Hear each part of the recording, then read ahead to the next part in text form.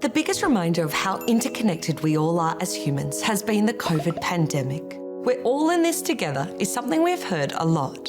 But just how in this together are we when it comes to the most important aspects of our response to the COVID-19 pandemic in Australia?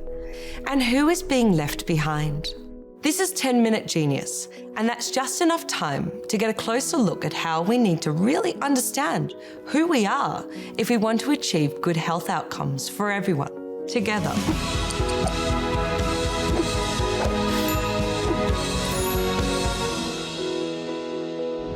I'm an infectious disease social scientist. Yes, I know it sounds strange, but the spread of infectious diseases is innately linked with how we think and feel about infectious diseases and about the strategies to prevent or control them. So in times like this, we need not only to consider the medical science, but also the science of socialising.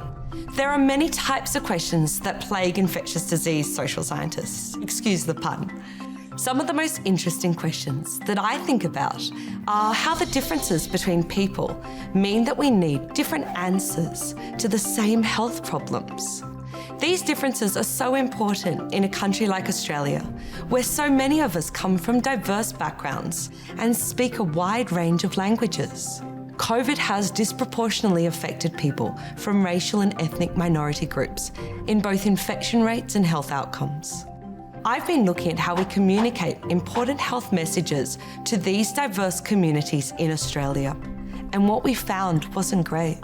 I had a chance to interview key people from multicultural organisations, and they reported that information about COVID was just not reaching some community members, while in other cases, the information available was inappropriate, poorly translated, or not always available in the relevant languages. Concerns have been raised over the quality of health messaging being distributed to Australia's culturally and linguistically diverse communities after basic translation mistakes were found. An SBS translation found the text makes no sense.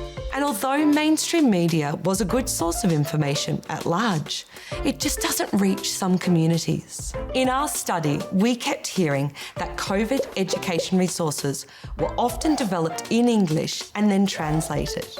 This caused problems. Certain words or phrases just didn't make sense when they were translated.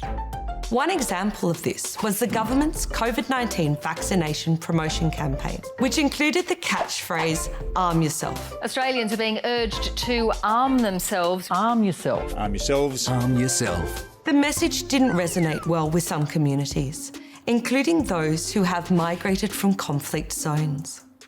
If there are differences in media messaging and word-of-mouth information from somebody's overseas friends, family, or in their first language that doesn't align with Australia's health advice, it creates confusion, misinformation, and contributes to mistrust. This confusion can lead to people being disproportionately penalised for breaking public health orders, to greater chances of infection, lower vaccination rates, illness, and even death. All because authorities failed to communicate in a way that could reach everyone, regardless of their language and culture.